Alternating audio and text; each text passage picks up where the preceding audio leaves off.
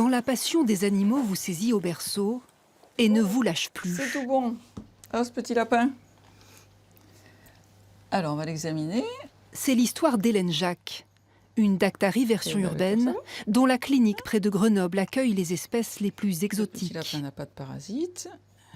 J'ai toujours adoré les animaux, donc je n'avais pas de poupée quand j'étais petite. J'avais que des animaux que j'habillais, que je coiffais, tout comme des poupées, mais c'était des animaux en peluche.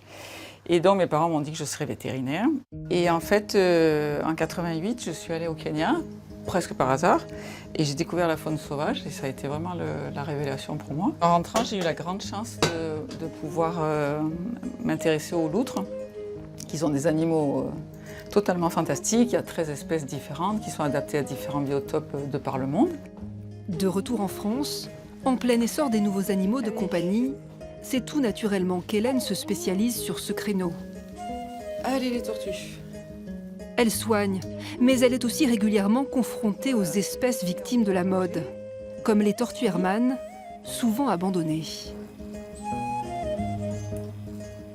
J'ai toutes ces personnes qui achètent des tortues et dans des filières qui ne sont pas forcément les bonnes, ou au marché noir, ou sur un parking, et qui finissent par s'enlacer, donc effectivement qui peuvent les abandonner. Et puis j'ai aussi malheureusement tous les mâles. Ça, c'est typiquement un candidat qui a voulu partir chercher des femelles et qui s'est perdu.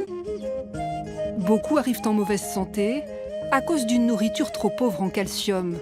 Nombre de propriétaires ignorent également que ce reptile a besoin d'UV et qu'il doit vivre dans un enclos.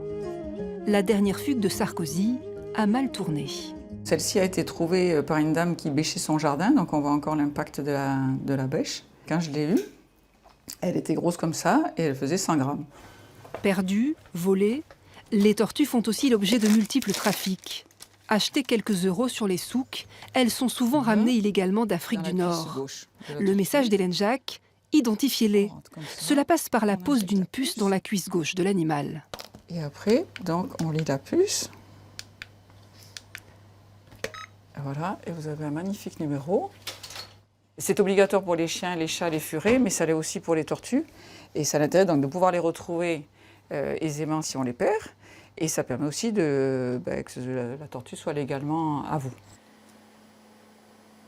Alors, avancez un peu.